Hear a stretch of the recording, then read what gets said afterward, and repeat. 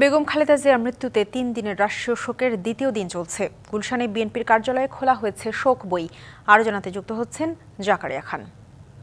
জাকারিয়া, কারা আসছেন শোক বইয়ে সইয়ের জন্য জানাবেন। যেমনটি বলছিলেন আপনি যে ৩ দিনের শোকের আজকে দ্বিতীয় দিন, এবং এই দ্বিতীয় দিনেও কিন্তু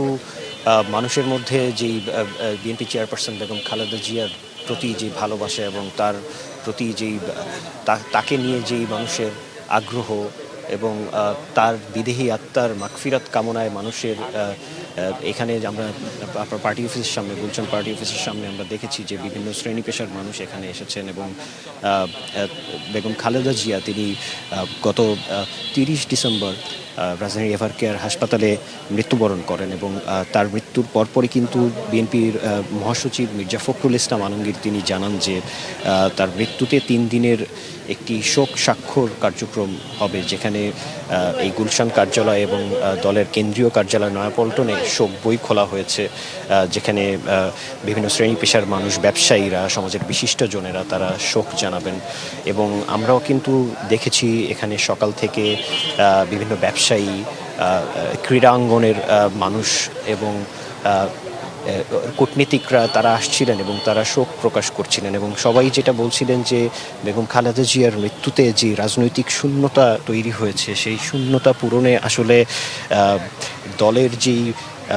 ভূমিকা বা এখন যেই করণীয়, তাই সেই বিষয়গুলো নিয়ে তারা উদ্গ্রীব ছিলেন এবং সবাই যেটি জানাচ্ছেন এবং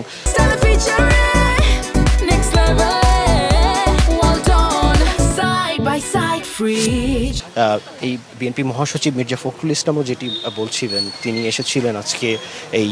শোক বই যে শোক কার্যক্রম চলছে, স্বাক্ষর কার্যক্রম, সেটি পর্যবেক্ষণে এসেছিলেন এবং তিনি বলেছেন তার মৃত্যুকে নিয়ে আসলে কোনো ধরনের রাজনীতি করতে চায় না বিএনপি এবং পরবর্তী যেই কার্যক্রম হবে বা পরবর্তী যেই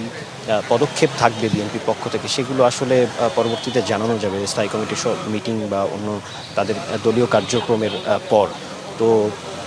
এখানে আজকে যেই শোক স্বাক্ষর কার্যক্রম চলছে সেই শোক কার্যক্রমের আজকে শেষ দিন, আজকে সন্ধ্যা ৬টা পর্যন্ত এখানে শোক জানানো যাবে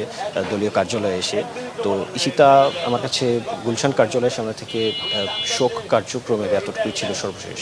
জাকারিয়া, ধন্যবাদ।